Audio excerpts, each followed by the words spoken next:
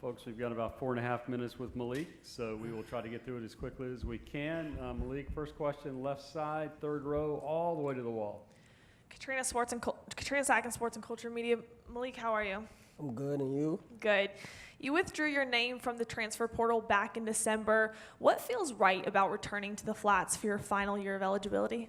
Playing for that guy right there, Coach Key, and playing with these two guys. And also my mom, she wanted me to graduate from Georgia Tech. That played a big part. And yeah, and I just wanted to be here. I've been committed to Georgia Tech since my sophomore year in high school, so I wanted to finish what I started.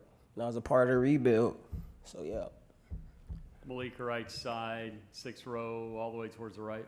Brandon Pockers with the league winners. You have consistently produced out of the slot for this offense over the past 2 years. How have you developed your route running skills to take full advantage of this position and utilize your skill set to the best of basically essentially your capability?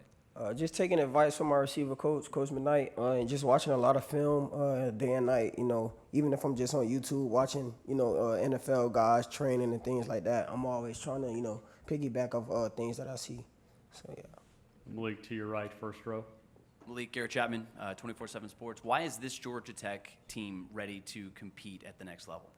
Because of the depth we have, we never had this much depth in all the years that I've been here. I feel like every guy on our team could play ball at the highest level that Coach Key wants us to play at. Yeah. Malik, from the podium, you said you had a commitment not only to your head coach but also to your mother. Describe that family.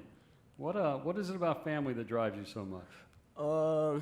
Since I was a kid, my mom, my mom and my dad and my two older brothers, they literally did anything that I asked of them, it's no way that I could repay them.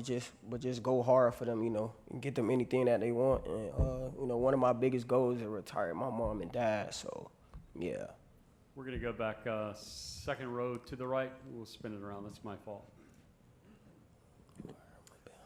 Najee Wilkins, Georgia Tech on SI. Malik, I just want to ask you about the wide receiver room. We know it's deep this year, but just talk about putting the work in daily with these guys. You got Dean Patterson, Eric Rivers, yourself. Got some young guys. Been hearing a lot about Isaiah Canyon. Just talk about this room a little bit.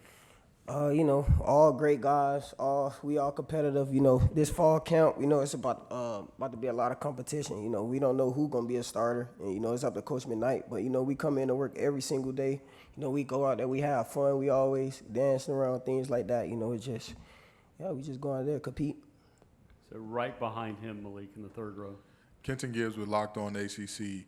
You had a great season last year, finishing just shy in terms of being the team leader for receiving yards, and you retired for the lead in touchdowns. Do you at all feel a little slighted that more people nationally are talking about who left the room than you returning and withdrawing your name from the transfer portal?